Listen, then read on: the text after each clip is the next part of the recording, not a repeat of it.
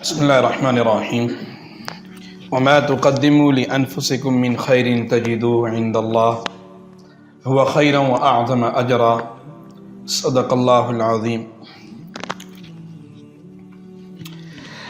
اللہ جل جلالہ نے جب اس کائنات ارضی پر آبادکاری کا ارادہ فرمایا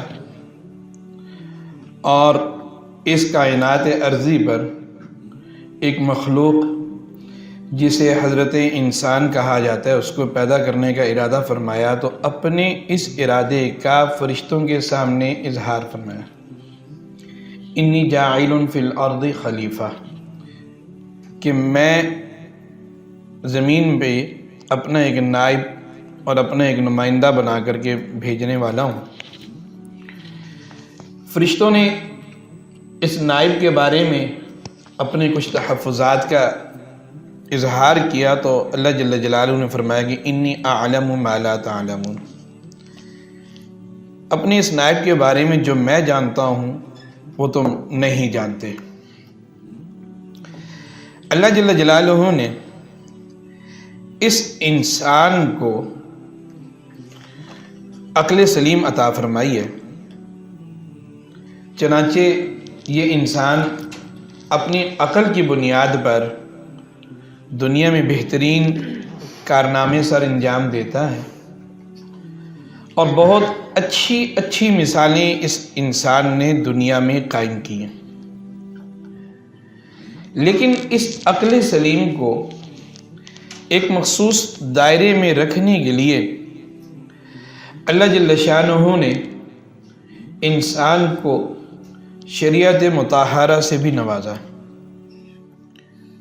چنانچہ اپنے دینی احکامات کو عملی طور پر نافذ کرنے کے لیے اور ان کی تعلیم و تربیت کے لیے اللہ جل شانہ نے حضرت آدم علیہ السلام سے لے کر کے سیدنا محمد المصطفیٰ احمد المجتبیٰ صلی اللہ تعالی علیہ وسلم تک تقریباً 1,24,000 کم و بیش انبیاء اور رسل دنیا میں بھیجے،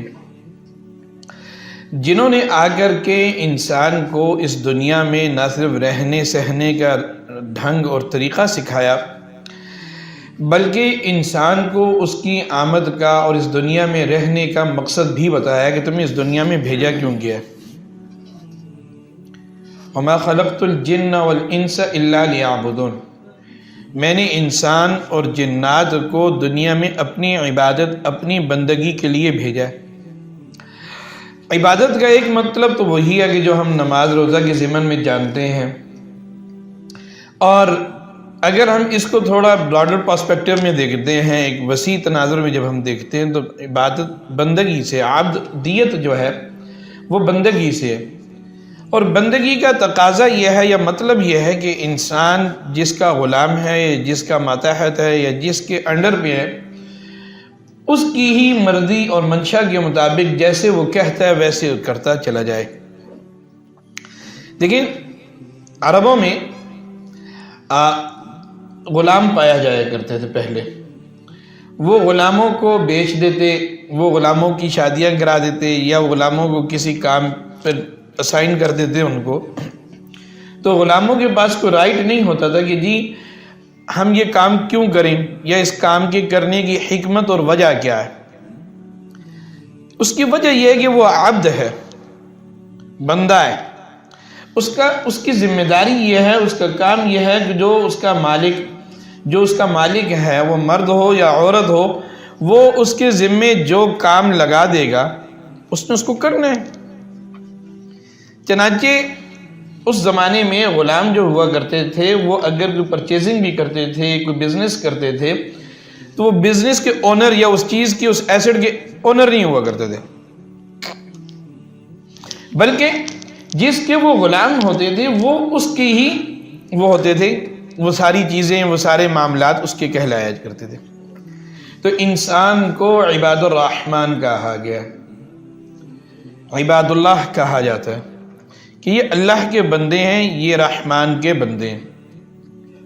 چنانچہ اسی دستور کو مد نظر رکھتے ہوئے انسان کو یہ بات سمجھنی چاہیے کہ اس دنیا میں جو وہ آیا ہے اس کا کچھ بھی نہیں ہے، یہ سب اسی کا ہے جس کے وہ بندے ہیں، جس کے وہ ماتحت ہیں۔ چنانچہ اس زندگی کو اس کی بندگی کے مطابق، اس کے احکامات کے مطابق گزارنا، اسی میں ہی انسان کی کامیابی ہے اور یہی مقصد تخلیق ہے۔ اور حضرات انبیاء کرام علیہم الصلاۃ جو اس دنیا میں آئے، انہوں نے انسان کو یہی مقصد سمجھایا، سکھایا اور اسی کی تربیت دی۔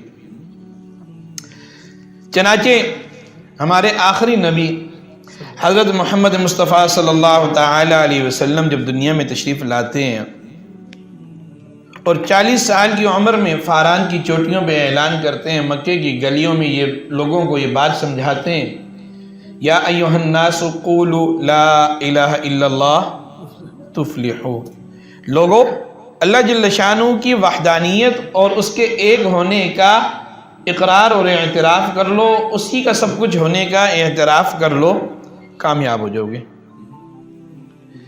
رسول اللہ علیہ السلام کی جو 23 سالہ محنت ہے اعلان نبوت کے بعد، اس کا خلاصہ یہی ہے کہ رحمان کے بندوں کو رحمان سے جوڑ دیا جائے۔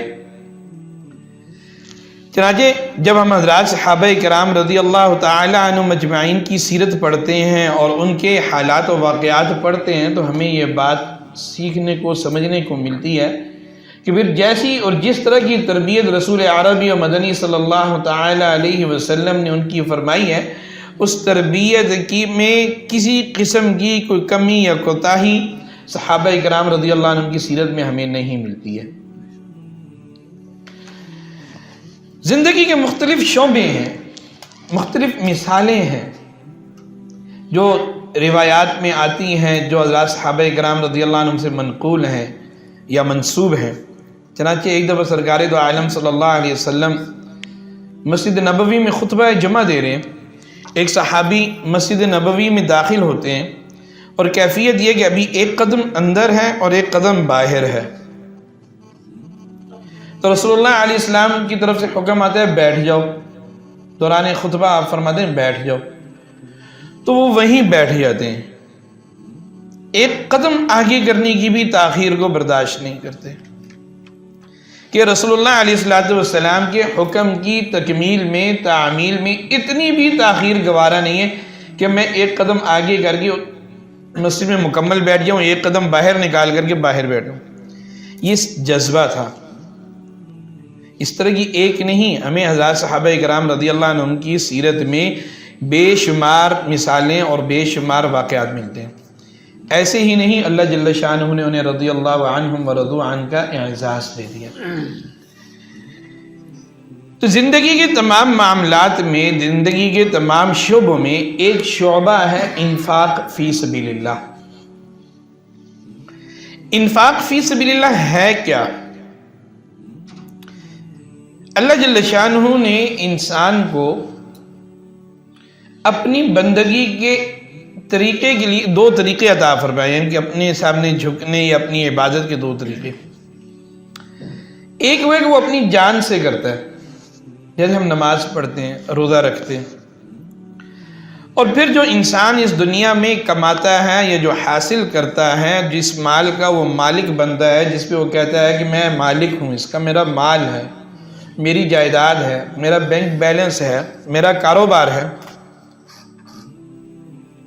تو رسول اللہ علیہ السلام کی تعلیمات سے ہمیں یہ بات بھی ملتی ہے کہ اللہ جل جلالہ نے اس مال کے ذریعے بھی اللہ کی رضا حاصل کرنے کا طریقہ اور ترغیب ہمیں عطا فرمائی ہے۔ چنانچہ دین کے احکام میں نے جیسے عرض کیا کہ 2 طرح کے احکامات ملتے ہیں، ایک بدنی عبادات جس کو کہا جاتا ہے یا بدنی احکامات، اور دوسرے شعبے کو کہا جاتا ہے مالی احکامات یا مالی عبادات۔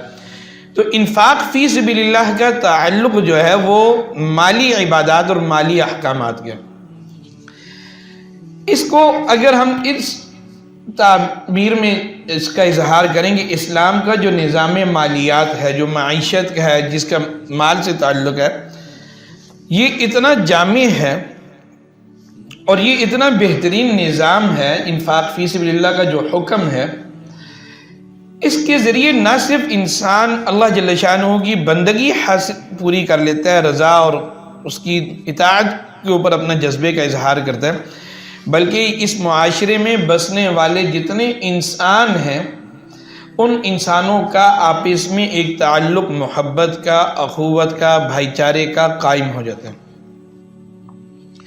چنانچہ جس معاشرے میں انفاق فی سبیل اللہ کا جذبہ نہیں پایا جاتا یا کم پایا جاتا ہے، معمولی سا پایا جاتا ہے، اس معاشرے میں بسنے والے انسانوں کے اگر معاملات پر آپ غور کریں تو خود غرضی اور اپنے مفاد پرستی کی انتہا نظر آئے گی۔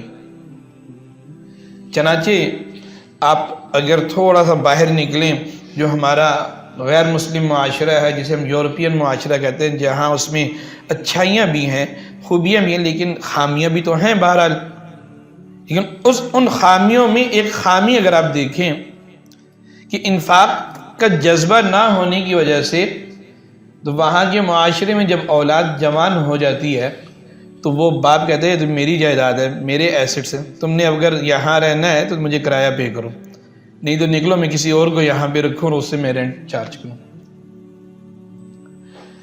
وہاں پہ رشتہ داروں پہ خرچ کرنے کا تصور انتہائی کم پایا جاتا ہے۔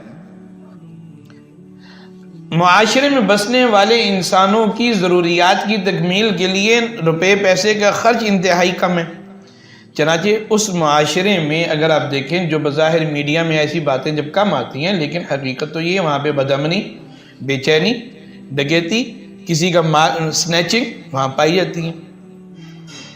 یہ اللہ جل شانہ کا ایک عجیب نظام ہے۔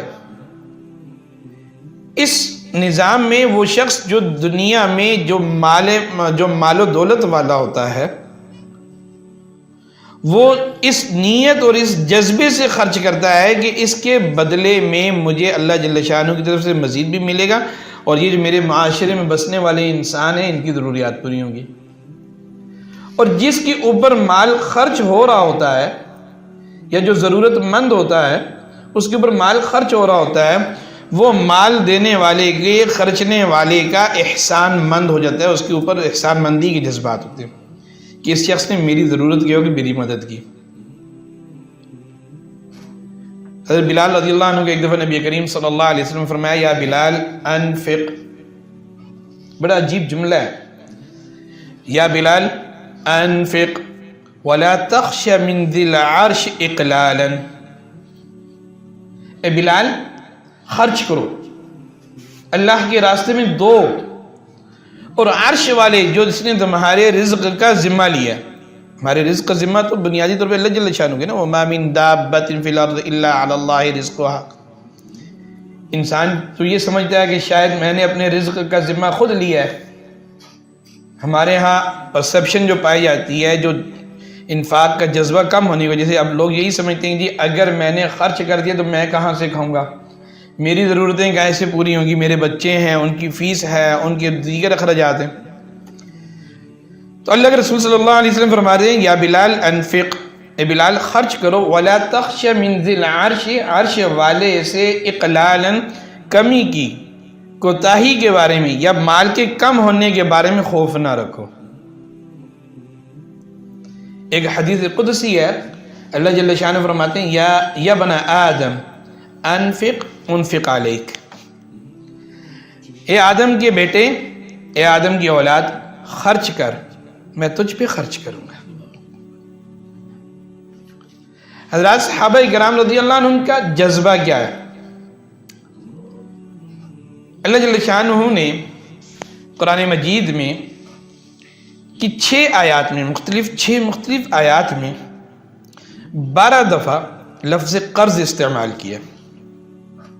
ان تقرض اللہ قرضا حسنا، من ذا الذی یقرض اللہ قرضا حسنا۔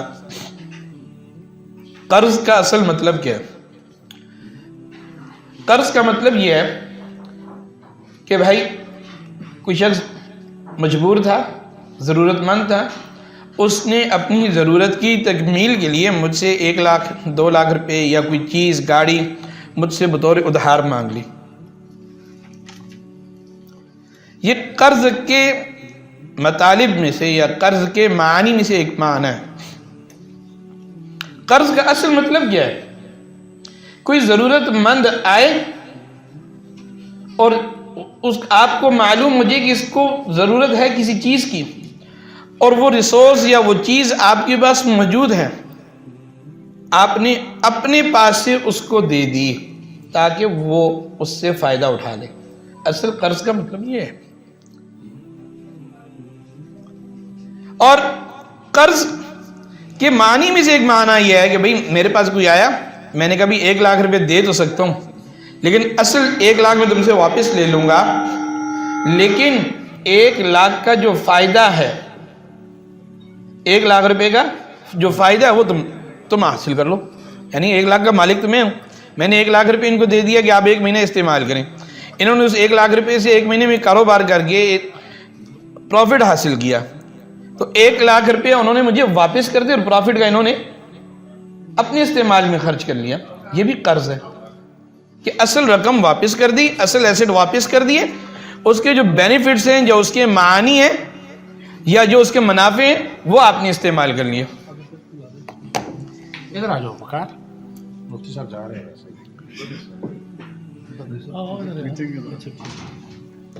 ان تقرضوا اللہ قرضا حسنا، یہ آیت نازل ہوتی ہے حضرت ابو دحداء رضی اللہ تعالی عنہ، ایک صحابی ہے، بڑا عجیب واقعہ میں آپ کو سنانے لگا ہوں۔ حضرت ابو دحداء رضی اللہ عنہ نبی کریم صلی اللہ علیہ وسلم کی خدمت میں حاضر ہوتے ہیں، عرض کرتے ہیں یا رسول اللہ، اللہ جل شانہ نے قرض مانگا ہے؟ تو آپ صلی اللہ علیہ وسلم فرمایا ہاں۔ وہ کہتے ہیں یا رسول اللہ میرے پاس 2 باغ ہیں، میرے پاس 2 باغ ہیں، اور ایک باغ ہے جس میں 600 درخت ہیں کھجور کے، عرب میں تو کھجور کے درخت ہوتے ہیں، وہ باغ مجھے اپنے دونوں باغوں میں سے انتہائی محبوب اور پیارا ہے، اور میری جو رہائش ہے یا جو میری فیملی میرے ساتھ رہ رہی ہے وہ اسی باغ میں،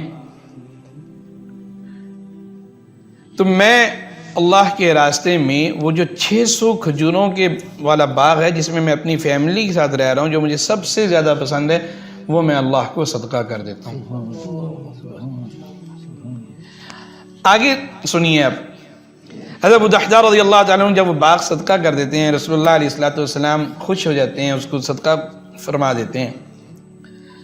اور مزے کی بات یہ ہے، حضرت ابو دحداء واپس آتے ہیں، اس باغ کے اندر نہیں جاتے، دروازے پہ کھڑے ہو کے اپنی اہلیہ ام دحداء کو فرماتے ہیں بچوں کو لے کر باہر آ جاؤ، میں نے یہ باغ صدقہ کر دیا، اب تو میں اس کے اندر بھی نہیں آتا۔ جذبہ میں آپ کو سناتا ہوں، اللہ جل شانہ نے آیت نازل فرمائی لن تنالوا البر حتی تنفقوا مما تحبون، تم نیکی کے کمال کو اس وقت تک نہیں پہنچ سکتے تم جب تک وہ نہ خرچ کرو جو تمہیں پسند ہے۔ ہم تو وہ دیتے ہیں نا کہ جو ہم سے ویسٹ ہو چکا ہوتا ہے، پرانے کپڑے، بوسیدہ کپڑے، کوئی کھانا بچ گیا، ضائع ہو رہا تھا تو کہا کہ یار ضائع ہو رہا تھا چلو صدقہ کر دو، پھل ضائع ہو رہا تھا تو صدقہ کر دو، کپڑے ہم نے استعمال کر کر کے پرانے کر دیے تو یار اب پھینکنے ہیں چلو کسی غریب کے کام آ جائے، ہمارا جذبہ یہ۔ اللہ کیا فرما رہے ہیں لن تنالوا البر حتی تنفقوا مما تحبون، جو تم پسند کرتے ہو، تو گویا کہ جو مجھے سب سے زیادہ پسند ہے میں وہ۔ یہ آیت نازل ہوتی ہے، حضرت ابو طلحہ رضی اللہ تعالیٰ نے یہ آیت سنتے ہیں، وہ کہتے ہیں یا رسول اللہ میرا فلاں باغ ہے بیرحا جو مسجد نبوی کے پاس ہے، مجھے وہ باغ انتہائی پسند ہے، میں وہ باغ اللہ کے راستے میں صدقہ کرتا ہوں۔ آپ علیہ السلام وہ باغ لے لیتے ہیں اور انہی کے کزنز کو وہ صدقہ کر دیتے ہیں۔ فیملی کا حق بھی ہوتا ہے، صدقہ بھی ہو گیا، فیملی کے اوپر صدقہ ہو گیا تو فرمایا دگنا اجر ہوتا ہے، صلہ رحمی اور اس کے ساتھ ساتھ جو ہے صدقے کا اجر۔ اصل بات جو میں آپ کو سنانا چاہ رہا ہوں وہ یہ ہے، اللہ جل شانہ مجھے اور آپ کو بار بار مسجد نبوی کی زیارت نصیب فرمائے ادب و عظمت کے ساتھ۔ مسجد نبوی کی جو قبلے کی اپوزٹ سائڈ ہے، مجھے گیٹ نمبر ایگزیکٹ ابھی یاد نہیں ہے، چار نمبر سے آپ انٹر ہوتے ہیں تو شروع میں 2 پلرز کے درمیان میں ایک کنویں کی گول دائرے سے بنے ہوئے ہیں، اس کے اوپر کارپیٹ ہوتا ہے، کارپیٹ ہٹا دیں تو سبز رنگ کا وہ دائرہ ہے. یہ وہ جگہ ہے جو حضرت ابو طلحہ رضی اللہ عنہ نے باغ صدقہ کیا تھا. اللہ جل جلالہ نے آج مسجد نبوی کی اتنی توسیع کر دی کہ یہ مسجد نبوی کے اندر آ گیا. اور مزے کی بات، جن لوگوں کے اوپر صدقہ ہوئی تھی اس کا ایک حصہ جو ہے حضرت حسان رضی اللہ عنہ کو بھی ملا تھا اس باغ کا. حضرت امیر معاویہ رضی اللہ تعالیٰ عنہ نے اپنے زمانے میں وہ جگہ خریدی، وہ جو ٹکڑا خریدا تھا وہ 6 لاکھ درہم کا اس زمانے میں خریدا تھا. تو صدقے کی برکات سے اللہ جل جلالہ نے حضرت ابو طلحہ سے لے کر کے حضرت حسان رضی اللہ عنہ کو کتنا اجر دیا. اور پھر وہ صدقے کی قبولیت کی انتہا دیکھیے کہ وہ حصہ اللہ جل جلالہ نے مسجد نبوی کے اندر کر دیا کہ آج مسلمان وہاں کھڑے ہو کے اللہ کے حضور سجدہ ریز ہوتے ہیں. یہ اس باغ کی ایک اور تعریف بھی ہے کہ رسول اللہ صلی اللہ تعالیٰ علیہ وسلم کبھی کبھی اس باغ میں تشریف لایا کرتے تھے، یہاں بیٹھ کر کے اس باغ کے کنویں کا پانی پسند فرماتے تھے، نوش فرماتے تھے. حضرت عثمان غنی رضی اللہ تعالیٰ عنہ تو مشہور ہے نا، فیاض آدمی تھے، امیر آدمی تھے. میں یہ واقعہ بزنس کمیونٹی کے لیے لازمی سنانا چاہتا ہوں. ہمارے ہاں معذرت کے ساتھ جب ہم بزنس ایکسپینڈ کر جاتے ہیں تو ہمارے ہاں صدقہ پہ، خیرات پہ اور رفاہی کاموں پہ توجہ کم ہوتی چلی جاتی ہے، جذبہ کم ہوتا چلا جاتا ہے جتنا ہونا چاہیے. حضرت عثمان غنی رضی اللہ تعالیٰ عنہ سے نبی کریم صلی اللہ تعالیٰ علیہ وسلم نے مختلف مواقع پر اسلام کی مدد و نصرت کے لیے چندہ، ڈونیشن، اہل اسلام کی نصرت کے لیے تعاون، کنٹریبیوشن لیا. حضرت عثمان غنی رضی اللہ تعالیٰ عنہ جب مکہ مکرمہ سے نبی کریم صلی اللہ علیہ وسلم کے ساتھ ہجرت فرما کر کے مدینہ منورہ آئے تو مسلمانوں کو وہاں پہ پانی کی کمی کا سامنا تھا. ایک کنواں تھا جس کا نام تھا روما، بیر روما اس کو کہا جاتا ہے. اس میں میٹھا پانی تھا اور وہ پانی، وہ کنواں جو تھا وہ ایک یہودی کی ملکیت میں تھا اور وہ پانی سیل کرتا تھا، ایسے نہیں دیتا تھا. رسول اللہ صلی اللہ علیہ وسلم نے صحابہ کو ترغیب دی کہ کون ہے جو اس کنویں کو خرید کر کے مسلمانوں کے لیے وقف کر دے اور اس پریشانی کو دور کر دے. حضرت عثمان غنی رضی اللہ عنہ اس یہودی کے پاس جاتے ہیں، اس کو کہتے ہیں کہ بھائی یہ کنواں تو مجھے سیل کر دو. اس نے کہا سیل تو نہیں کرتا، یہ تو میرا بزنس ہے، میری بریڈ ارننگ ہی یہیں سے ہوتی ہے. حضرت عثمان غنی رضی اللہ عنہ نے کہا کہ اچھا چلو اگر تم سیل نہیں کرتے تو ایسے کرتے ہیں پارٹنرشپ کر لیتے ہیں، تمہیں ایک ہینڈسم اماؤنٹ آ جائے گی، کنویں کا 50% میں مالک ہو جاؤں گا، 50% آپ مالک ہو جاؤ گے. یہ آئیڈیا اس کو پسند آیا. اس نے کہا یار چلو کچھ تو آ رہا ہے، بزنس کم نہیں ہوگا، بزنس بڑھے گا. کیوں؟ عثمان از اے بزنس مین اور وہ بھی پانی کو سیل کرے گا. جب وہ پانی کو سیل کرے گا تو ریٹ بڑھ جائے گا، الٹیمیٹلی مجھے فائدہ ہوگا، مجھے آدھی کنویں کے پیسے بھی مل رہے ہیں اور میری سیل بڑھے گی تو میرا فائدہ ہوگا. حضرت عثمان غنی رضی اللہ عنہ نے کی پارٹنرشپ اس نے ایکسیپٹ کر لی. حضرت عثمان غنی رضی اللہ عنہ نے پارٹنرشپ کرنے کے بعد اعلان کر دیا کہ بھائی ایک دن اس کا پانی ہوگا اور ایک دن میرا ہوگا. یہ طے تھا، ایک دن کی ارننگ وہ لے گا، ایک دن کی ارننگ یہ لیں گے. حضرت عثمان غنی رضی اللہ عنہ نے اعلان کیا کہ میری جو دن ہوگا وہ فری آف کاسٹ ہے، ہر آدمی آ کر کے لے پانی. چنانچہ ہوا یہ کہ ایک دن اس نے دیکھا کہ بھائی مسلمان تو 2 دن کا پانی عثمان غنی کے دن میں لے لیتے ہیں اور میری تو ارننگ ہی نہیں ہو رہی، مجھے تو ڈاؤن کر دیا اس نے بالکل. پھر گیا، انہوں نے کہا کہ جی آپ میرا باقی شیئر بھی ہے وہ بھی پرچیز کر لو اور مجھے اس سے جان چھڑا دو. حضرت عثمان غنی رضی اللہ عنہ نے وہ شیئر بھی پرچیز کرنے کے بعد کنواں مسلمانوں کے لیے، کل عالم کے لیے وقف کر دیا. اللہ جل شانہ نے اس وقف میں برکتیں کتنی دی. اب یہاں سے اصل کہانی میں آپ کو سنانا چاہتا ہوں. حضرت عثمان غنی رضی اللہ عنہ کے زمانے تک اس کنویں کے ارد گرد کھجور کے باغات قائم ہو گئے. کتابوں میں عدد لکھا ہے تقریباً 1550 کھجور کے درخت وہاں لگ گئے. اس باغ سے جتنی ارننگ ہوتی تھی وہ مسلمانوں کی ضروریات کے لیے اوپر خرچ کر دی جاتی تھی. پھر جب سعودیز کی گورنمنٹ آئی تو انہوں نے یہ سوچا کہ بھئی اس کی ارننگ اتنی زیادہ ہے، تو انہوں نے مرکزیہ میں جو مسجد نبوی کے قریب کا علاقہ ہے وہاں پر ایک زمین خریدی اور وہاں پر ایک ہوٹل تعمیر کیا جس کا نام فندق عثمان ابن عفان ہے. وہ رقم وہاں پہ انویسٹ کی، آدھی رقم وہاں خرچ کر دی اور باقی انہوں نے اس کے استعمال میں کی. فندق عثمان کی ایس او پی میں یہ لکھ دیا کہ اس سے جو ارننگ ہوگی وہ آدھی تو اس کی ضروریات پہ خرچ ہوگی اور باقی آدھی جو ہوگی وہ مسلمانوں کے یتیموں پہ، غریبوں پہ، ناداروں پہ خرچ ہوگی. اور حضرت عثمان کے نام کا مدینہ کے بینک میں اکاؤنٹ کھول دیا گیا. میں بتانا یہ چاہ رہا ہوں کہ اللہ جل شانہ نے حضرت عثمان غنی رضی اللہ تعالیٰ عنہ کے جذبے کو کس قدر قبولیت عطا فرمائی ہے. یہ انفاق فی سبیل اللہ کا جو جذبہ ہے نا، آپ یقین کریں یہ کوئی عجیب ہی جذبہ ہے. اور اللہ کے رسول صلی اللہ تعالیٰ علیہ وسلم نے حضرات صحابہ کرام رضی اللہ عنہ کی جس طرح تربیت کی، حضرت سعد بن ابی وقاص رضی اللہ عنہ نبی کریم صلی اللہ علیہ وسلم خدمت میں حاضر ہوتے ہیں اور عرض کرتے ہیں یا رسول اللہ میرے پاس اتنی جائیداد ہے اور اولاد میں صرف ایک بیٹی ہے، میں چاہتا ہوں کہ یہ مال سارے کا سارا اللہ کے راستے میں خرچ کر دوں. آپ علیہ الصلوۃ والسلام نے فرمایا کہ نہیں، پورا مال نہیں خرچ کرنا، تم صدقہ کرنا. جی اچھا پھر 50% لے لیجئے. فرمایا نہیں 50% بھی نہیں لینا. فرمایا کہ 1/3 لے لیجئے آپ. تو رسول اللہ علیہ وسلم فرمایا ہاں الثلث والثلث خیر، 1/3 تم صدقہ کر دو اور یہ بہتر ہے. اور ساتھ میں یہ بھی فرمایا کہ اپنی اولاد کو بھوکا چھوڑ کر جاؤ، اس سے بہتر ہے کہ ان کو دولت دے کر کے جاؤ. لیکن جذبہ دیکھیے کہ انفاق فی سبیل اللہ کا. حضرات صحابہ کرام رضی اللہ عنہ نے یہ نہیں سوچا کہ میں غریب ہو جاؤں گا، میرے بچے کھائیں گے کہاں سے.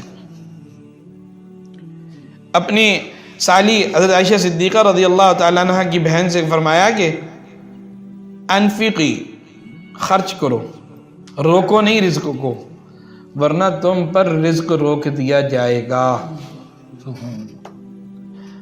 ما نقصت صدقۃ من مال. ہمارے یہاں میں نے عرض کیا نا، ہم یہ سمجھتے ہیں کہ ہم اگر مال کو خرچ کریں گے، صدقہ کریں گے تو کم ہو جائے گا. اللہ کے رسول صلی اللہ علیہ وسلم فرماتے ہیں کہ صدقے کی برکت سے مال کم نہیں ہوتا بھائی. ما نقصت صدقۃ من مال، صدقے سے مال کم نہیں ہوتا. تو دیکھیں نا حضرت عثمان غنی رضی اللہ عنہ نے اللہ جل شانہ کے راستے میں مال خرچ کیا تو مال کم ہو گیا. اور یہ جذبے، یہ اس قدر ایسے بہترین جذبے ہیں اور لائق مطالعہ ہیں کہ تاریخ میں عجیب عجیب واقعات ہیں. لن تنالوا البر کی آیت نازل ہوئی تو حضرت عمر فاروق رضی اللہ عنہ عرض کیا کہ یا رسول اللہ میرے پاس خیبر میں ایک زمین ہے جس کی انکم مجھے آتی ہے، میں وہ صدقہ کرنا چاہتا ہوں، وہ مجھے بڑی پیاری ہے. اللہ کے رسول صلی اللہ علیہ وسلم نے فرمایا کہ تم اس زمین کو وقف کر دو عامت المسلمین کے لیے، کہ بھئی اس زمین میں جو ارننگ ہوگی، جو ایگریکلچر کریں گے اور جو کھجوریں لگیں گی یا جو چیزیں آئیں گی، اس کا جو منافع ہوگا یا اس کے جو فائدہ اٹھائیں گے سارے مسلمان اٹھا سکتے ہیں. اور حضرات صحابہ کرام رضی اللہ عنہ کے زمانے سے لے کر کے خلافت عثمانیہ ترکی کے زمانے میں، جو ترکی کے ہاں خلافت عثمانیہ قائم ہوئی تھی، تو ہم جب تاریخ پڑھتے ہیں تو ہمیں یہ بات پڑھنے کو ملتی ہے کہ ایک لمبے عرصے تک جو اہل ثروت تھے، جو اصحاب خیر تھے، جو بزنس کمیونٹی کے افراد تھے، وہ کچھ نہ کچھ وقف فنڈ قائم کر لیا کرتے تھے کہ بھئی یہ اس سے جو انکم ہوگی یا جو ایسٹ ہے اس سے جو فائدہ اٹھائے گا وہ سارے عالم کے مسلمان اٹھائیں. دنیا میں جو سب سے پہلے یونیورسٹی قائم ہوئی تھی اس کا نام ہے جامعہ زیتونہ، وہ مسلمانوں نے قائم کی تھی. اس کے بعد مراکش میں ایک یونیورسٹی قائم ہوئی، جامعہ قراوین اس کا نام ہے، مراکش کے شہر فاس میں ہے وہ. میں آپ حضرات کی توجہ کے لیے، دلچسپی کے لیے واقعہ سنا رہا ہوں. جامعہ قراوین جو ہے یہ اصل میں فاہری خاندان کے ایک خاتون کی یونیورسٹی ہے. حجاز سے تعلق رکھنے والے اس کے والد ایک بزنس مین تھے. جب ان کا انتقال ہوا تو انہوں نے بہت ساری جائیداد، بہت ساری دولت چھوڑی، جس کے وارث صرف 2 بہنیں تھیں. ایک بہن فاطمہ الفاہری ہیں، جنہوں نے والد سے حاصل کردہ یہ یونیورسٹی جامع القروین پہلے مسجد بنائی، پھر اس کے ساتھ ایک یونیورسٹی بنائی، اور مزے کی بات یہ دنیا کی دوسری یونیورسٹی ہے. بڑی بڑی جو یونیورسٹیز، مشہور و معروف یونیورسٹیز ہیں، آکسفورڈ ہو، کیمبرج ہو اور دوسری جتنی، وہ سب کے سب اس کے بعد قائم ہوئے. لیکن اللہ جل شانہ نے اس خاتون کے جذبے کو ایسی قبولیت عطا فرمائی ہے کہ دنیا میں اتار چڑھاؤ آتے رہے. دنیا کی تمام یونیورسٹیز بند ہوتی رہیں، چلتی رہیں، کھلتی رہیں. جامعۃ القروین کے بارے میں کتابوں میں لکھا ہے جس دن سے بنی ہے آج کے دن تک، آج کی تاریخ تک کبھی بھی اس کی پڑھائی میں تعطل یا وقفہ نہیں آیا. بچے علم حاصل کر رہے ہیں اور بڑے بڑے شیوخ کے نام آتے ہیں جنہوں نے اس جگہ سے دینی علم، دنیاوی علم حاصل کیا. خلاصہ یہ ہے کہ ہمیں اللہ جل شانہ کے راستے میں خرچ کرنے کا ہمارے اندر جذبہ ہونا چاہیے اور ہمیں زیادہ سے زیادہ اللہ جل شانہ کے راستے میں خرچ کرنا چاہیے. اب آ جاتے ہیں جو اہم موضوع ہے، زکوٰۃ. انفاق فی سبیل اللہ کی کئی شعبے ہیں. کسی کو ویسی کچھ ہدیہ دے دینا، گھر میں آئے مہمان کو آپ نے چائے پلائی، اس کا اکرام کیا، یہ بھی صدقے میں آتے ہیں.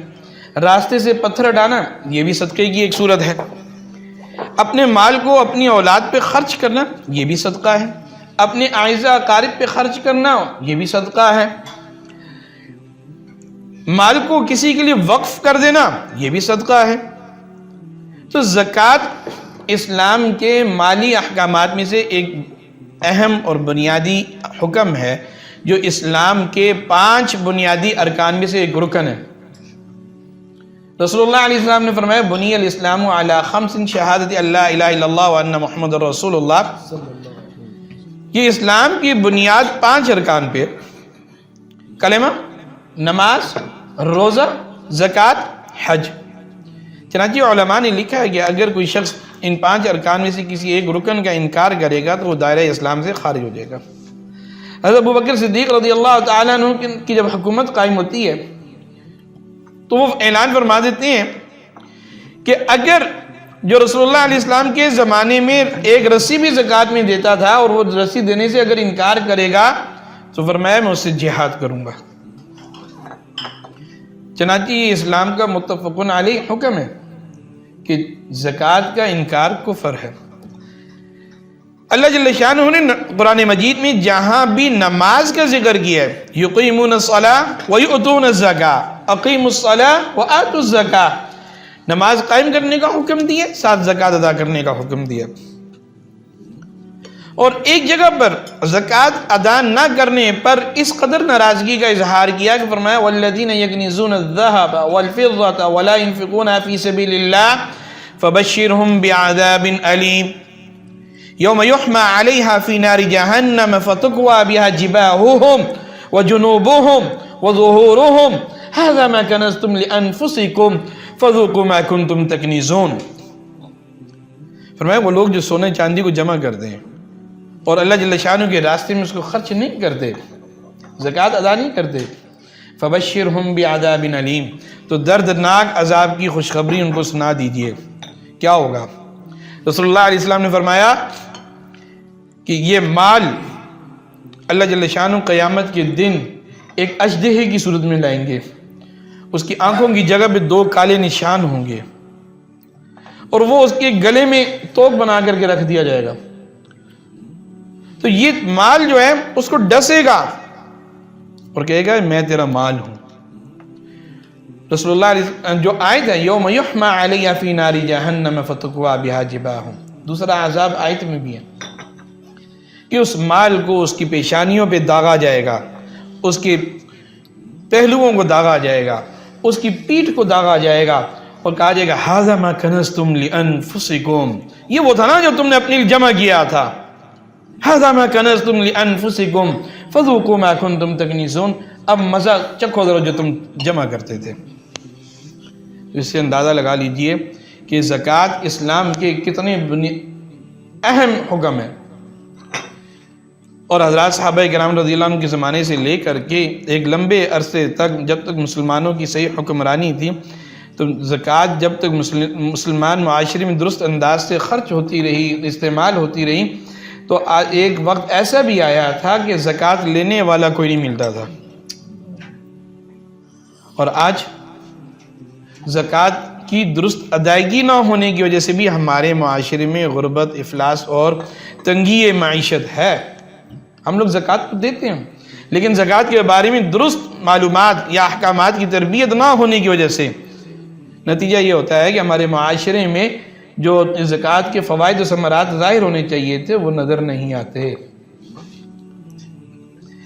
अल्लाह अकबर। अब ये समझिए आप, ये जो ज़कात है ये किन चीज़ों पे लाजिम होती है?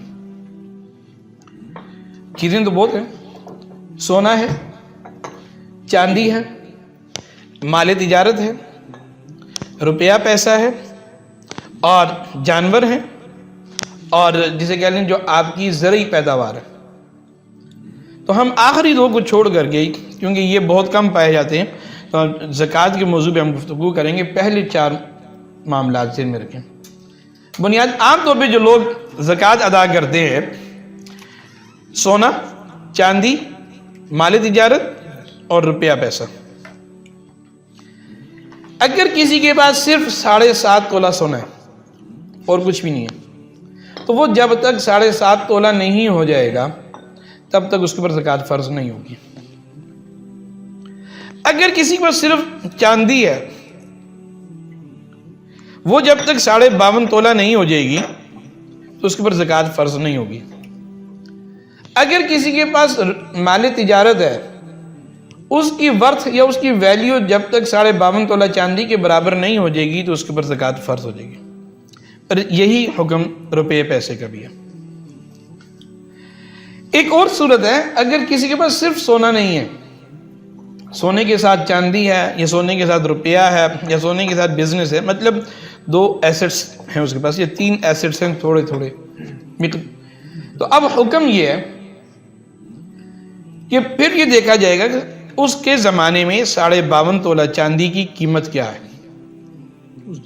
उस दौर में उसके ज़माने में, जिस ज़माने में वो ज़कात का हिसाब कर रहा है, अगर वो जो 2 चीज़ें मिला करके उनकी मालियत 52.5 तोला चांदी के बराबर बन रही है तो उसके ऊपर ज़कात फ़र्ज हो जाएगी।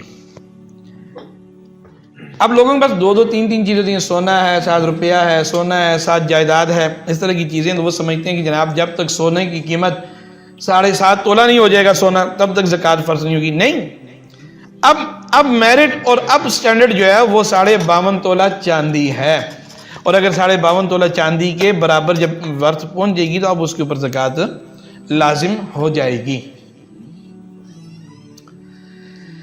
यहां पर यह बात भी समझने की है बहुत अहम, सोना और चांदी के बारे में लोग ये समझते हैं कि अगर मैंने बिजनेस के लिए रखा हुआ है तब ज़कात फ़र्ज होगी। सोना और चांदी जो है इंसान किसी भी मकसद के लिए रखेगा, पहनने के लिए, बेचने के लिए, या वैसे किसी ने उसको गिफ्ट कर दिया, तो वो जब तक उसकी ओनरशिप में सोना और चांदी है तो उसके ऊपर ज़कात लाजिम हो जाएगी। सोना और चांदी के बारे में ये आपने ज़हन में रखना है। बाकी जितनी दुनिया में एसेट्स हैं, जायदाद है, या उसके पास ज़मीनें हैं, या उसके पास गाड़ियां हैं, या उसके पास मशीनरी है, कोई भी चीज़ है, वो अगर बिजनेस पर्पस के लिए उसने परचेज किया होगा तो उसके ऊपर ज़कात फ़र्ज होगी, और अगर बिजनेस पर्पस के लिए नहीं परचेज किया तो उसके ऊपर ज़कात फ़र्ज नहीं होगी।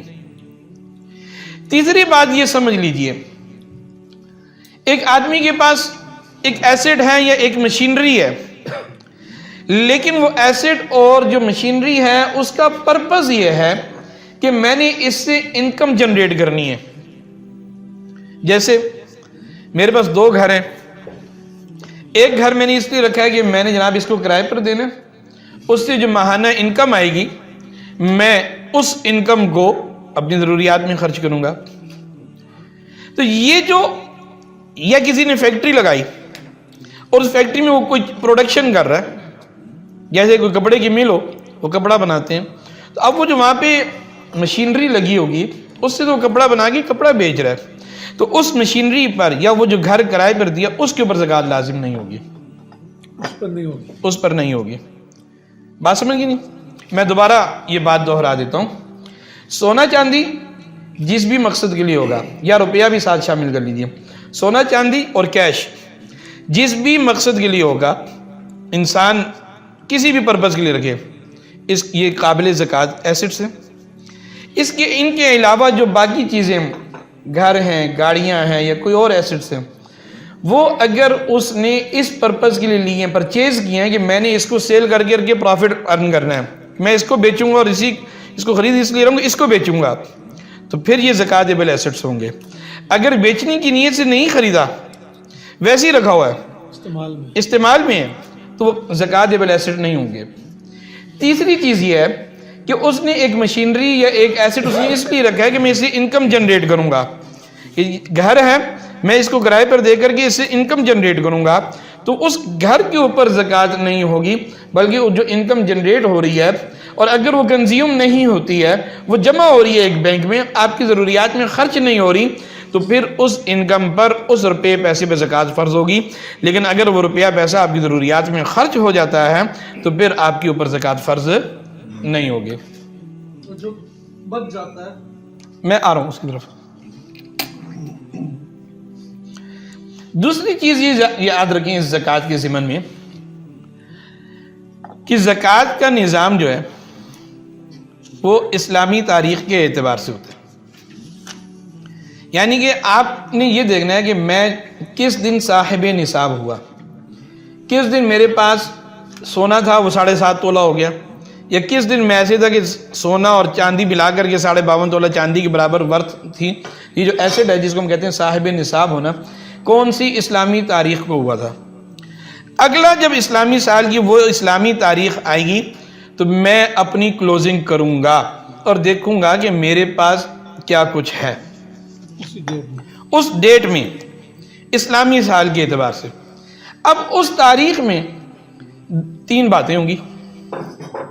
یا تو آپ کے پاس جو ایسڈ جب آپ صاحب نصاب ہوئے تھے 1 سال گزرنے کے بعد ایز اٹ از آپ وہیں پر اسٹے کر رہے ہیں.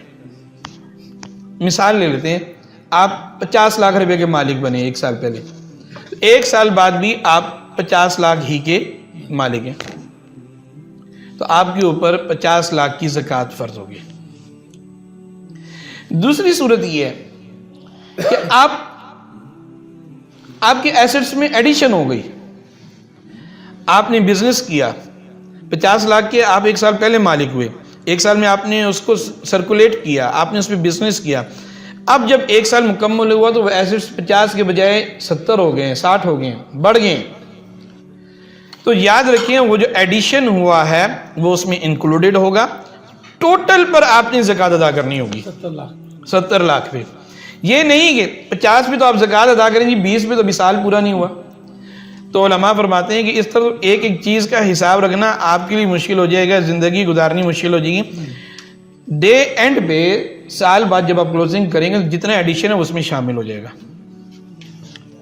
3 صورتیں بتا رہا ہوں تو 2 بتا دی ہیں، تو 2 پر زکوٰۃ لازم. تیسری صورت کیا ہے کہ وہ مال آپ کے ایسٹس کم ہو جاتے ہیں، ڈیکریز ہو جاتے ہیں. آپ 50 لاکھ کے مالک تھے، ہم ایگزامپل کے طور پر کہتے ہیں کہ زکوٰۃ لازم ہوتی ہے 40 سے اوپر پہ. یہ کرائٹیریا نہیں، میں ایک مثال دے رہا ہوں. سال کے بعد آپ نے جب کلوزنگ کی تو آپ کو پتہ چلا کہ بھائی میرے ایسٹس تو 30 لاکھ کے رہ گئے، اس کرائٹیریا سے، اس پیرامیٹر سے کم ہو گئے جس پہ زکوٰۃ فرض ہوتی ہے. تو بھائین اب آپ کے اوپر زکوٰۃ لازم نہیں ہوگی. کیوں؟ آپ نے وہ جو منیمم کرائٹیریا تھا، جو پیرامیٹر تھا جس پر زکوٰۃ فرض ہونی تھی، آپ کے ایسٹس اس سے کم ہو گئے ہیں، تو آپ کی زکوٰۃ اب آپ کے اوپر زکوٰۃ فرض نہیں ہوگی. تو 3 باتیں جی. جب آپ نے دیکھا کہ میں صاحب نصاب ہوا 1 سال کے بعد اسی بیلنس پہ کھڑا ہوں، یا ایڈیشن ہوا ہے یا ڈیکریز ہوا ہے، تو اگر اسی بیلنس پہ کھڑے تب بھی زکوٰۃ لازم ہے، اگر اس بیلنس سے ایڈیشن ہوا ہے تو ٹوٹل پر زکوٰۃ لازم ہے، لیکن ڈکریز ہوا ہے تو پھر ڈکریز میں پھر میں یہ وضاحت کر دوں، اگر اتنا کم ہوا ہے کہ پیرامیٹر سے نیچے چلے گئے ہیں پھر زکوٰۃ لازم نہیں ہے، لیکن اتنا کم ہوا ہے کہ وہ پیرامیٹر سے اوپر ہیں آپ، پھر وہ جتنی ہے اس کے اوپر، مثال کے طور پہ جیسے ہم نے مثال دی 40 لاکھ روپے پر زکوٰۃ فرض ہوتی ہے، سال پہلے آپ 50 لاکھ کے مالک تھے، لیکن ایک سال بعد آپ نے دیکھا میرے پاس ایسٹ 45 لاکھ پر ہیں، تو اب آپ زکوٰۃ دیں گے 45 لاکھ کے حساب سے، تو 4 صورتیں بن جائیں گی پھر۔ اب تیسری بات سمجھیے اس میں کہ آپ نے زکوٰۃ ادا کیسے کرنی ہے۔ زکوٰۃ کی ادائیگی کے 2 اوقات ہیں اور 3 طریقے کار ہیں۔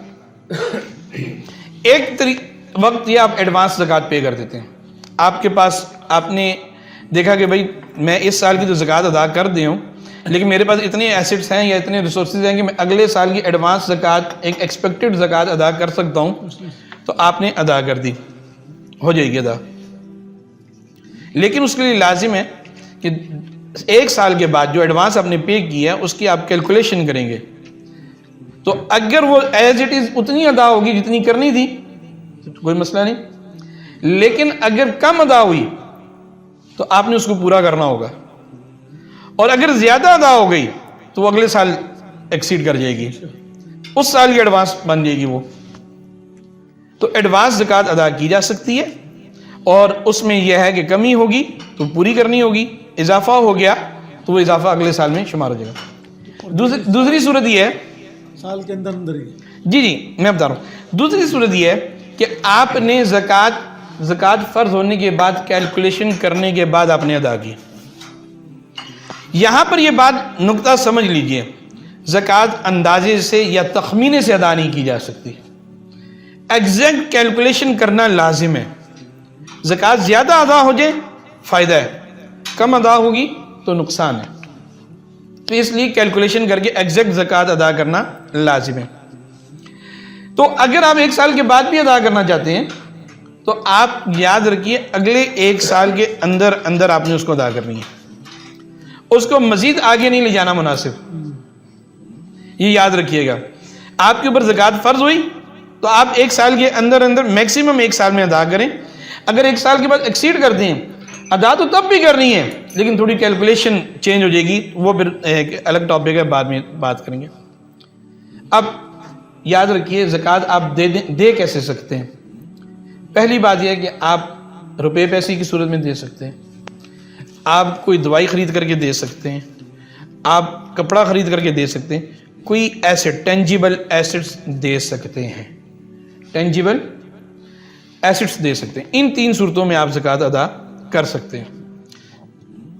انٹینجیبل جیسے بھئی آپ نے اس کی طرف سے فی ادا کر دی، اس کی طرف سے رینٹ ادا کر دیا، اس کی طرف سے ڈاکٹر کی کنسلٹیشن ادا کر دی، تو اس کے لیے ادائیگی سے پہلے اس کی اجازت لینا کہ بھی میں تمہاری طرف سے، اسے ہم کہتے ہیں کہ وکالت لینا، اس کی نمائندگی لینا، اس کی اتھارٹی لینا کہ تم مجھے اٹارنی دو کہ میں تمہاری طرف سے اس کو دے دوں، تو پھر جو ہے ادا ہوگی۔ اگر آپ نے اس کی اجازت کے بغیر، اٹارنی کے بغیر اگر آپ نے خرچ کر دی تو پھر زکوٰۃ کے طور پہ وہ رقم قبول نہیں ہوگی۔ آپ چاہیں یکمشت ادا کر دیں، آپ کے اوپر 50,000 روپے زکوٰۃ فرض ہوئی تھی، آپ نے ایک آدمی کو 50,000 دے دیا، آپ چاہیں تو 10 آدمیوں میں 50,000 روپے کی رقم تقسیم کر دیں، آپ چاہیں آپ ایک فیملی کو اون کر لیں کہ بھئی میں 1 سال تک آپ کو اتنا خرچہ دیتا رہوں گا تو زکوٰۃ ادا ہو جائے گی، تو میکسیمم 1 سال۔ اور آپ جو ہے نا روپے پیسے کے بجائے کوئی چیز دے دیتے ہیں، کوئی ایسی چیز دے دیتے ہیں، تب بھی جائز ہے۔ زکوٰۃ کی ادائیگی میں نا ایک بات بڑی اہم ہے، میں آپ حضرات کے توسط سے یہ بات اپنے دوستوں سے کہنا چاہوں گا۔ بعض لوگ زکوٰۃ کو تقسیم کرتے وقت اتنے منیمم لیول پہ آ جاتے ہیں کہ لٹرلی میں اگر آپ کو کہوں کہ بعض لوگ 2,000 روپے زکوٰۃ کی مد میں دے رہے ہوتے ہیں، جبکہ لینے والے کو 20,000 کی ضرورت ہوتی ہے۔ تو وہ پہلی بات تو یہ کہ موجودہ دور میں یہ 2,000 روپے دینا اس کے ساتھ مذاق ہے، کہ گویا مجھ سے مانگے جاؤ 10 بندے اور جمع کرو ان سے بھی مانگو تاکہ تمہارے 20,000 پورے ہو جائیں۔ میں یہ سمجھتا ہوں موجودہ دور میں آپ زکوٰۃ کی ادائیگی کرتے وقت سائل کی ضرورت کو مد نظر رکھتے ہوئے اس کو اپنی استطاعت کے مطابق، اگر آپ کی استطاعت 20,000 دینے کی ہے تو آپ اس کو 20,000 روپے دے کر کے اس کی ضرورت کو پورا کر دیں، تاکہ وہ آگے مزید 9 بندوں کے آگے ہاتھ نہ پھیلیں۔ دیکھیں زکوٰۃ کا مقصد کیا ہے؟ زکوٰۃ کا مقصد یہ ہے کہ کسی کو سہارا دینا۔ بیساکھی آپ نے دیکھی نا جو معذور افراد، وہ بیساکھی کا مقصد کیا ہے؟ اس کو سہارا دے کر کے کھڑا کرنا۔ زکوٰۃ کا مقصد یہ ہے کہ اس کی ضرورت کو اتنا پورا کرنا کہ وہ شخص اپنی زکوٰۃ کو، اپنی ضرورت کو پورا کر لے، کھڑا ہو جائے اپنی ضرورت کے بعد۔ میں پورا کر لوں تو آپ نوٹ کر لیں، آپ اس کو لکھ لیں اپنے پاس، ہم کریں گے۔ اس کے بعد آگے آتے ہیں جی، اب آپ نے زکوٰۃ دینی کس کو ہے؟ زکوٰۃ کس پر فرض ہوتی ہے یہ آپ نے سن لیا۔ زکوٰۃ کب فرض ہوتی ہے یہ آپ نے سن لیا۔ زکوٰۃ کی ادائیگی کس طرح کرنی ہے یہ آپ نے سن لیا۔ اب چوتھا بڑا اہم ٹاپک ہے، آپ نے زکوٰۃ دینی کن کو ہے، یہ بڑا اہم ٹاپک ہے جی، اس کو سمجھ لیجیے آپ۔ اللہ جل شانہ نے قرآن مجید میں انما الصدقات للفقراء والمساکین والعاملین علیہا والمؤلفۃ قلوبہم وفی الرقاب والغارمین فی سبیل اللہ وابن السبیل، یہ مصارف زکوٰۃ بیان فرمائے۔ زکوٰۃ کے مصارف میں اللہ جل شانہ نے جو آیت بیان فرمائی ہے، اس میں 2 باتیں سمجھنے کی ہیں۔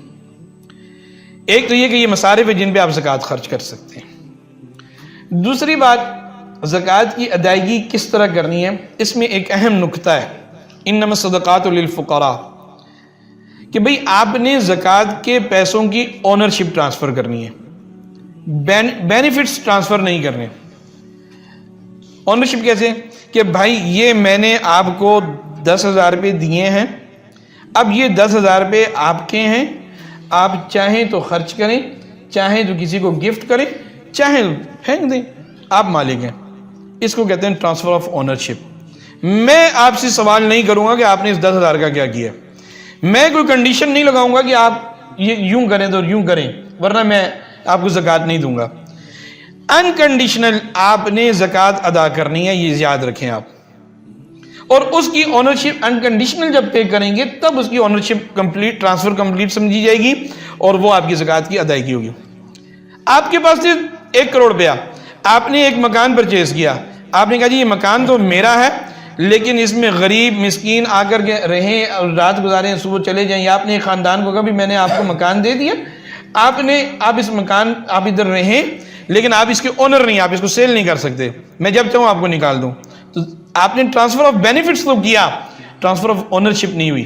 تو ٹرانسفر آف بینیفٹ سے زکوٰۃ ادا نہیں ہوتی ہے، ٹرانسفر آف، آپ نے مکان بنا کر کے اس کو دے دیں، آپ نے مکان بنایا اور وہ آپ نے ایک غریب کو صدقہ کر دیا، زکوٰۃ کے طور پہ دے دیا، تو آپ کی زکوٰۃ ادا ہو جائے گی۔ تو زکوٰۃ کی ادائیگی کے لیے ٹرانسفر آف اونرشپ لازم ہے۔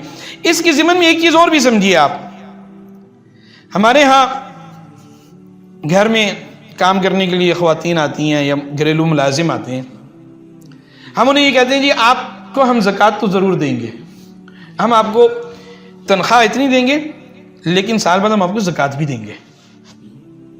گویا آپ کہہ رہے ہیں کہ تنخواہ کم لو اور میں تمہیں زکوٰۃ بھی دوں گا۔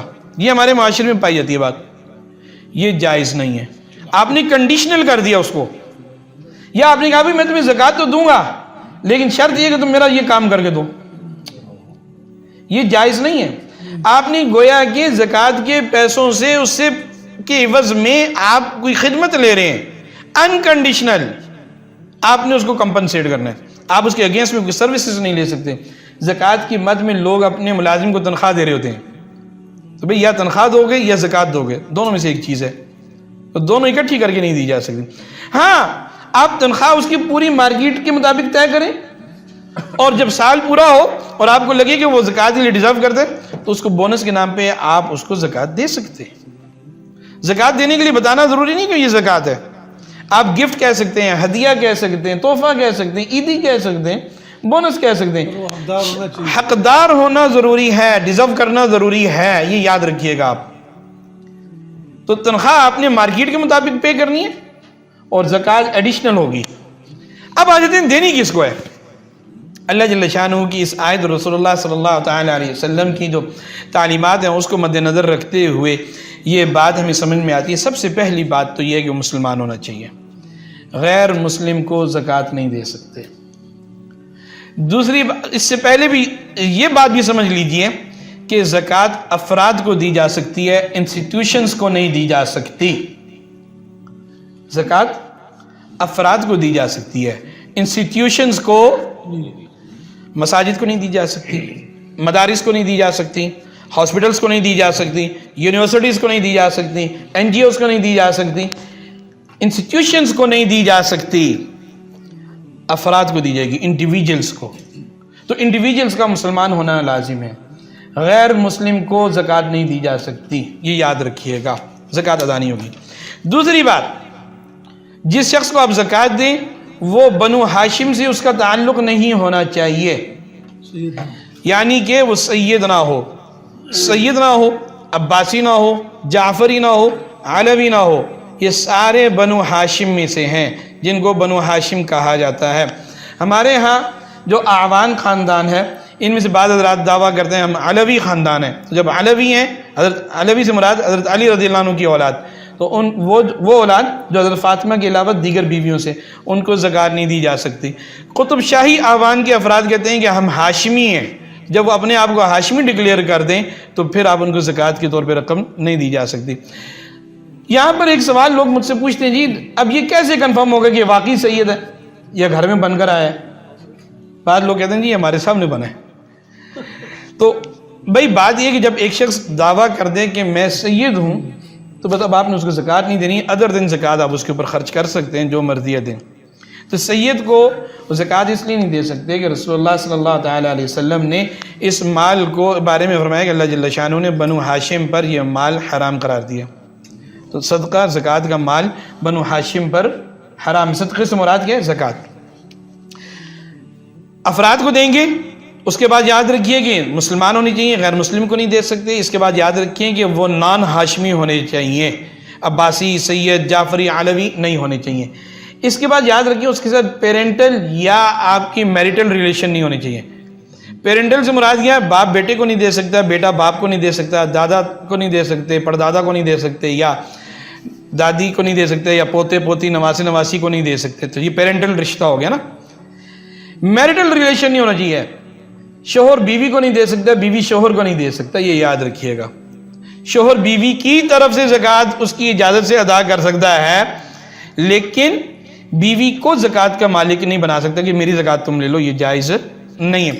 البتہ اگر ایک شخص نے ایک عورت کی بیوی تھی، اس بیوی کی طلاق ہوگی، عدت گزر گئی، اب وہ اس کے لیے اجنبی ہو گئی، تو باقی شرائط کے ہوتے ہوئے وہ اس کو زکوٰۃ دے سکتا ہے، لیکن جب تک وہ بیوی کا سٹیٹس ہے تو اس کو زکوٰۃ نہیں دے سکتا۔ لیکن داماد کو یا ساس سسر کو زکوٰۃ دی جا سکتی ہے، یہ یاد رکھیے گا، کیونکہ یہاں نہ پیرنٹل ہے نہ میریٹل اس کے ریلیشن ہے۔ بھائی بھائی کو دے سکتے ہیں، بہن کو دے سکتے ہیں، ان کی اولاد کو دے سکتے ہیں، بٹ یہاں پر جو میں نے دو ریلیشنز بتائے ہیں وہ نہیں پائے جا سکتے۔ زکوٰۃ کی ادائیگی میں ایک چیز یاد رکھیں، جس کو آپ دیں اس کا ڈیزرو کرنا ضروری ہے۔ ڈیزرو کرنا، غریب ہونا، حقدار ہونا، مستحق ہونا ضروری ہے۔ ہمارے معاشرے میں یہ پرسپشن بھی پائی جاتی ہے کہ جی میں چونکہ بیوہ ہوں تو لہٰذا میں زکوٰۃ کے لیے ڈیزرو کرتی ہوں۔ بیوہ ہونا شرط نہیں ہے، غریب ہونا شرط ہے۔ جس کے پاس 7.5 تولہ سونا نہیں ہو، جس کے پاس 52.5 تولہ چاندی نہ ہو، نہ 52.5 تولہ چاندی کی مالیت کے برابر۔ اچھا اس میں ایک چیز اور یاد رکھیں آپ، ایک ہے کہ میرے پاس 7.5 تولہ سونا چاندی ایک جو پیرامیٹر بتایا ہے اس کے برابر مال ہے، ایک صورت ہے اس سے اوپر اس سے زیادہ میرے پاس مال ہے، ایک ہے کہ اس سے نیچے میرے پاس مال ہے۔ تو پیرامیٹر کے برابر ہوگا یا پیرامیٹر سے اوپر ہوگا پھر تو زکوٰۃ لازم ہوگی، پیرامیٹر سے نیچے ہوگا پھر زکوٰۃ فرض نہیں ہوگی، لیکن میں لینے کے لیے بھی اہل نہیں ہوں انٹل انلیس کہ میں بالکل زیرو پر آ جاؤں۔ یہ یاد رکھیے گا۔ بات یہ عرض کر رہا تھا میں کہ وہ شخص زیرو پہ ہو تب آپ اس کو زکوٰۃ دے سکتے ہیں۔ بعض اوقات ایسے ہوتا ہے ایک آدمی کے پاس زکوٰۃ کے پیرامیٹر کے سے کم ہوتا ہے مال، لیکن اس کا گزر بسر اچھا چل رہا ہوتا ہے، وہ بھی زکوٰۃ مانگ رہا ہوتا ہے، تو یاد رکھیں اس کو زکوٰۃ نہیں دے سکتے۔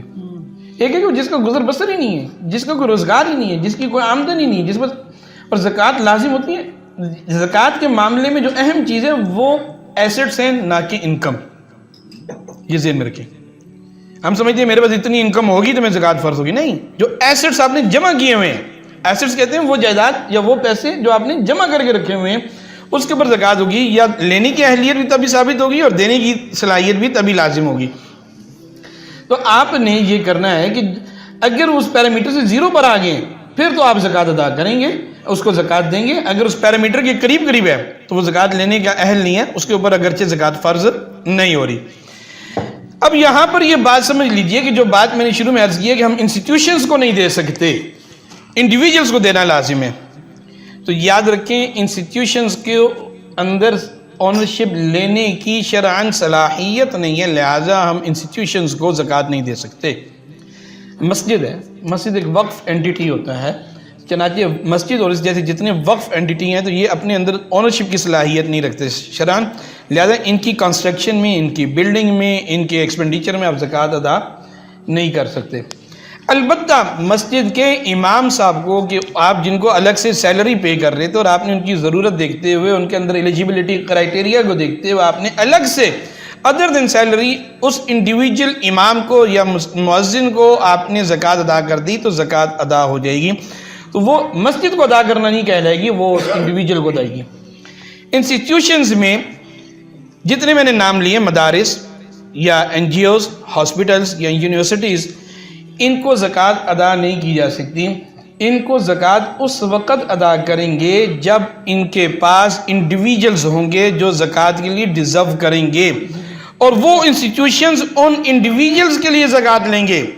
مطلب ایک ہاسپٹل ہے، وہ کہتے ہیں جی میں غریبوں کے لیے بنایا ہے، تو اب اس ہاسپٹل کی کنسٹرکشن زکوٰۃ کے پیسے سے نہیں ہو سکتی. اس ہاسپٹل میں زکوٰۃ ڈیزرونگ پیشنٹس آتے ہیں اور وہ اس ہاسپٹل کو اتھورائز کرتے ہیں کہ ہمارے بہاف پہ آپ امیر لوگوں سے، غنیوں سے زکوٰۃ کو وصول کر کے ہمیں اس کی میڈیسن دے دیں یا ہمارے اس کی لیب ٹیسٹ کر لیں.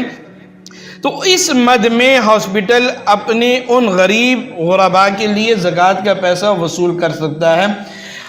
بہت ساری این جی اوز، بہت سارے ہاسپٹلز جو ہیں زکوٰۃ کا پیسہ لے کر کے کنسٹرکشن میں یا مارکیٹنگ میں، ایڈورٹائزمنٹ میں یا بی او ڈی کے جو سفری اخراجات ہوتے ہیں ان کے اوپر خرچ کرتے ہیں، تو یہ جائز نہیں ہے.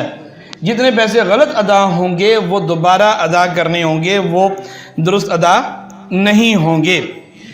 اب اگر کوئی المیہ یہ ہے کہ ہمارے موجودہ دور میں اکثر انسٹیٹیوشنز یا یونیورسٹیز یا جو این جی اوز ہیں وہ زکوٰۃ کے اوپر کام کرنا چاہ رہے تھے، زکوٰۃ فنڈ لینا چاہ رہے تھے، لیکن انفارچونیٹلی دے ڈونٹ ہیو زکوٰۃ کنسلٹنٹ.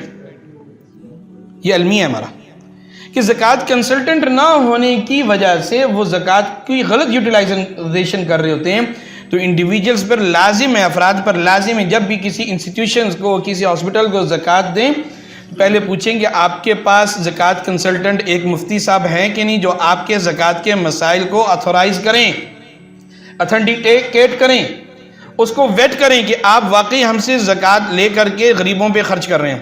یہ پورا ایک پروسیجر ہے، کیونکہ یہ ہمارا بھی ٹاپک نہیں ہے اس لیے میں اس پہ جا نہیں رہا. یہ پورا ایک پروسیجر ہے کہ ایک این جی او کس طرح زکوٰۃ وصول کرے گی اور اس کو کس طرح اپنے انڈیویجولز پر خرچ کرے گی. یہ پورا ایک میکینزم ہے. تو جب تک ان کے پاس زکوٰۃ کا شریعہ کمپلائنٹ سسٹم نہیں ہوگا تو آپ ایسی کسی انسٹیٹیوشن کو، یا بہت بڑا ہاسپٹل ہی کیوں نہ ہو، آپ اس کو زکوٰۃ نہیں دے سکتے. میں نے بہت سارے انسٹیٹیوشنز کو وزٹ کیا اور یہ لیکنگ میں نے پائی. دیکھیں بات یہ ہے، ہم دنیا میں کوئی بھی ادارہ بناتے ہیں تو ہم ہر قسم کی کنسلٹنسی لیتے ہیں، لیکن ہم شریعہ سے ریلیونٹ کنسلٹنسی نہیں لیتے. یہ ہمارا المیہ ہے بہت زیادہ. ابو راسل احمد، ابھی آپ نے مدرسے کا نام بھی مدارس کے بارے میں میں وہی عرض کروں، میں نے عرض کیا کہ انسٹیٹیوشنز میں جب تک انڈیویجولز نہ ہوں تو مدارس کی کنسٹرکشن کے لیے زکوٰۃ کا پیسہ نہیں لیا جاتا. مدارس میں اپنے غریب طلباء کے جو کھانے پینے کے، جو رہنے کے اخراجات ہیں، کتابوں کے اخراجات ہیں، ان کے لیے پیسہ لیا جاتا ہے اور وہ پیسہ باقاعدہ زکوٰۃ کے شرعی اصول و ضوابط کو مد نظر رکھتے ہوئے ان کے اوپر خرچ کیا جاتا ہے. اس کی فنڈنگ علیحدہ ہوتی ہے، اس کے اکاؤنٹس علیحدہ ہوتے ہیں، اس کی میں نے عرض کی نا یہ پورا ایک میکینزم ہے. جو مدارس میں اس میکینزم کو فالو کیا جاتا ہے تب جا کر کے وہ پیسہ اس کے اوپر خرچ کیا جاتا ہے. مدارس کی بلڈنگ میں ہمیشہ نان زکوٰۃ ایسٹس خرچ ہوتے ہیں، یہ یاد رکھیں آپ. مدارس کی بلڈنگز یا کنسٹرکشن ہے اس کے اوپر وہ تو طریقہ نہیں کرتے نہیں ایسی کوئی بات نہیں ہے، نہیں کوئی عدل بدل نہیں ہے. جہاں اگر یہ بات پائی جاتی ہے تو وہ غلط ہے. ہم دارالعلوم کراچی میں پڑھتے رہے مفتی تقی عثمانی صاحب کے پاس، پراپر پروسیجر ہے کہ آپ نے بلڈنگ کے لیے اگر آپ نے پیسے جمع کرنے تو آپ نے بتانا ہے کہ بھئی اس پہ زکوٰۃ کا پیسہ نہیں لگے گا، ہمیں جنرل ڈونیشن چاہیے، ہمیں صدقہ خیرات چاہیے، آپ ویسے ہی ہمیں کچھ گفٹ کر دیں، ہم نے مسجد بنانی ہے یا رومز بنانے ہیں یا ہم نے یہ کام کرنا ہے. تو اب یہ چیز جو زکوٰۃ کی ادائیگی ہے جناب، ہم اس میں دیکھ رہے تھے. سب سے پہلی بات یہ انسٹیٹیوشنز کو نہیں دینی، انڈیویجولز کو دینی ہے. انڈیویجولز کا مسلمان ہونا ضروری ہے، غیر ہاشمی ہونا ضروری ہے، پیرنٹل یا میریٹل ریلیشن نہیں ہونا چاہیے. اس کے بعد اس کا زکوٰۃ ڈیزرونگ کرنا ہونا ضروری ہے. اور آپ جو ہے اس کو کیا کہتے ہیں کہ وہ مقیم ہو یا مسافر ہو، آپ اس کو زکوٰۃ کے پیسے سے ادائیگی کر سکتے ہیں جب تک کہ وہ زکوٰۃ کے لیے ڈیزرو کرتا ہے. ایک بہت بڑی پرسیپشن جو ہمارے یہاں معاشرے میں پائی جاتی ہے کہ مؤلفۃ القلوب کے لیے ہم دیتے ہیں کہ جی ایک شخص مسلمان ہو جائے تو اس کے لیے ہم دیں گے. مفتی محمد شفیع صاحب رحمہ اللہ نے اپنی تفسیر معارف القرآن میں یہ بات اسی آیت کی تفسیر میں وضاحت سے لکھ دیا کہ حضرت عمر فاروق رضی اللہ عنہ کے زمانے میں ایک صاحب آئے اور انہوں نے عرض کیا کہ حضرت مجھے رسول عربی مدنی صلی اللہ علیہ وسلم بھی زکوٰۃ دیتے تھے، مجھے حضرت ابوبکر بھی زکوٰۃ دیتے تھے، مجھے آپ بھی زکوٰۃ دیں. تو حضرت عمر رضی اللہ عنہ نے فرمایا کہ جس وقت تم اس وقت آتے تھے تم اگرچہ زکوٰۃ کے لیے ظاہراً ڈیزرو نہیں کرتے تھے، وہ امیر آدمی تھے، تو تمہیں اس وقت اسلام کو تمہاری ضرورت تھی، اب تمہیں اسلام کی ضرورت ہے، لہذا اب تم ڈیزرو نہیں کرو گے. اب صحابہ کا اجماع ہو چکا ہے کہ غیر مسلم کو مؤلفۃ القلوب کے لیے زکوٰۃ نہیں دی جا سکتی، پہلی بات. اور دوسری بات مفتی شفیع صاحب رحمہ اللہ نے لکھا ہے کہ ذخیرہ احادیث میں ایک مثال بھی ایسی نہیں ملتی کہ رسول اللہ علیہ السلام نے غیر مسلم کو زکوٰۃ ادا کی ہو، بلکہ اس نو مسلم کو زکوٰۃ ادا کی ہے جس نے پہلے اسلام قبول کر لیا اور پھر جو ہے اس کی تالیف قلب کے لیے، دلجوئی کے لیے اس کو تھوڑا سا انعام و اکرام کے طور پہ زکوٰۃ فنڈ میں سے پیسہ دیا. غیر مسلم کو مسلمان بنانے کے لیے نہیں. بلکہ ایک واقعہ آتا ہے کہ رسول اللہ صلی اللہ علیہ وسلم کے زمانے میں ایک صاحب مسلمان ہوئے تو آپ علیہ الصلوۃ والسلام نے ان کو دلجوئی کے لیے پیسے دیے. تو وہ گئے اپنے خاندان میں کہ بھائی وہاں جاؤ، مسلمان ہو جاؤ، وہاں تو اللہ کے رسول پیسے بھی دیتے ہیں، مدد بھی کرتے ہیں. لیکن وہ اسلام کا ابتدائی زمانہ تھا. تو تالیف قلب کے لیے آج کے دور میں زکوٰۃ غیر مسلم کو نہیں دی جا سکتی. نو مسلم کو بھی اگر آپ نے دینی ہے تو وہ اس صورت میں جب کے لیے وہ زکوٰۃ کے لیے ڈیزرو کرتا ہوگا. آخری بات جو ہم ابھی ڈسکس کر رہے تھے، دو باتیں میں آپ سے عرض کروں گا. ایک بات تو یہ کہ ہم اگر کسی انسٹیٹیوشنز کو، این جی اوز کو ہم دینا جا رہے ہیں تو یہ آج سے لازم کر لیجئے کہ آپ دیکھیے کہ اگر اس این جی او کی زکوٰۃ کی مینجمنٹ کے لیے اگر ایک زکوٰۃ کنسلٹنٹ ان کے پاس پراپر پروفیشنلی ہیں تو آپ ان کو زکوٰۃ ادا کر دیں. اگر نہیں ہے تو پھر آپ ان کو زکوٰۃ ادا نہ کریں. کیوں؟ اگر وہاں پہ غلط ادا ہو گئی اور آپ شرعاً وہ ادا نہ ہوئی، یو ہیو ٹو ری پے، آپ نے دوبارہ ادا کرنی ہے. ایک صورت یہ ہے کہ آپ نے ایک بندے کو زکوٰۃ ادا کی، زکوٰۃ ڈیزرونگ سمجھتے ہوئے کہ آپ نے اس کو ویریفائی کیا، آپ نے اس کے بارے میں جانچ پڑتال کی، خاموشی سے حالات معلوم کیے اور آپ کو لگا ہی از ڈیزرونگ فار زکوٰۃ، تو آپ نے اس کو زکوٰۃ ادا کر دی. اور بعد میں پتہ چلا کہ وہ تو زکوٰۃ کے لیے ڈیزرو نہیں کر رہا تھا، آپ کی زکوٰۃ ادا ہو گئی ہے. کیوں؟ آپ نے اس کو پہلے ویریفائی کر لیا تھا، ایسیس کر لیا تھا. ویریفیکیشن کی اگر غلط ہو، میں وہی عرض کر رہا ہوں، ویریفیکیشن غلط ہوگی نا. آپ نے اپنی طرف سے ایفرٹ کی، اگر آپ نے وداؤٹ ایفرٹ دے دی اور وہ ڈیزرو نہیں کر رہا تھا then you have to repay it, جب آپ کو پتہ چل جائے. جی ہاں. لیکن اگر آپ نے پہلے اسیس کیا اور اسیسمنٹ غلط ہو گئی، آپ نے اپنی طرف سے اس کو درست سمجھ کر کے ادا کی تو وہ اس وقت ادا ہو جائے گی، بھلے وہ بعد میں ڈیزرو نہ کرے. تو اسیس کرنا، اچھا اسیسمنٹ کے لیے، ویریفیکیشن کے لیے یہ لازم ہے کہ ضروری نہیں کہ آپ اس کی عزت نفس سے بھی کھیلیں. میں نے یہ لفظ ذرا سخت استعمال کیا ہے کہ بعض لوگ پراپر انویسٹیگیشن شروع کر دیتے ہیں. بھئی آپ اس کی عزت نفس کو مد نظر رکھتے ہوئے اس کے بارے میں پوچھیں، ہاں بھائی تمہیں زکوٰۃ کے لیے وہ ڈیزرو کرتا ہے کہ نہیں کرتا. اگر آپ کو لگ جائے وہ کر رہا ہے تو آپ اس کی عزت نفس کو مجروح کیے بغیر آپ اس کو زکوٰۃ کے پیسے سے مدد کریں گے. نہ بتائیں یہ زکوٰۃ ہے، آپ کہیں میری طرف سے گفٹ ہے. ایک اور بات، میں جو آپ بزنس کمیونٹی کے حضرات کے توسط سے اپنی پوری بزنس کمیونٹی سے بات کرنا چاہوں گا. اللہ جل شانہ نے آپ کو بڑا اچھا موقع دیا. آپ آج کے دور میں ایک فرد یا کئی افراد مل کر کے ایک انسٹیٹیوشنل لیول پہ آپ کام کریں. انڈیویجول لیول پہ آپ ہر ایک کو زکوٰۃ دے دیتے ہیں, کسی کی ضرورت پوری ہو جاتی ہے, وقتی ضرورت پوری کرتے ہیں. اس کے لیے آپ لانگ ٹرم پلاننگ کریں کہ آپ کے پیسے سے زکوٰۃ بھی ادا ہو, آپ کے پیسے سے اس امت کی اور خصوصاً اہلیان پاکستان کی ایک لانگ ٹرم تعلیمی ضرورت بھی, علاج معالجے کی بھی ضرورت ہے, انٹرپرینورشپ کی بھی سکلز ہیں, بہت ساری چیزیں ہیں جس کو آپ علماء کے ساتھ ڈسکس کر سکتے ہیں. آپ اس زکوٰۃ فنڈ کو آپ شریعہ کمپلائنٹ طور پہ اس انداز سے یوٹیلائز کریں کہ آپ ایک انسٹیٹیوشنز بنائیں اور الٹیمیٹلی کوشش کریں وقف کی جو سنت ہمارے معاشرے میں ختم ہو چکی ہے اس سنت کو دوبارہ ریوائیو کریں. میں کبھی وقف کے موضوع پہ ٹاپک پہ بات کی تو میں آپ کو حضرات صحابہ کی مثالیں دوں گا. رسول اللہ صلی اللہ علیہ وسلم نے مسجد قباء, مسجد نبوی اور اس کے علاوہ کئی باغات ہیں جو رسول اللہ علیہ السلام نے امت کے لیے وقف فرمائے تھے. ہم اس سنت کیا ریوائیو کریں.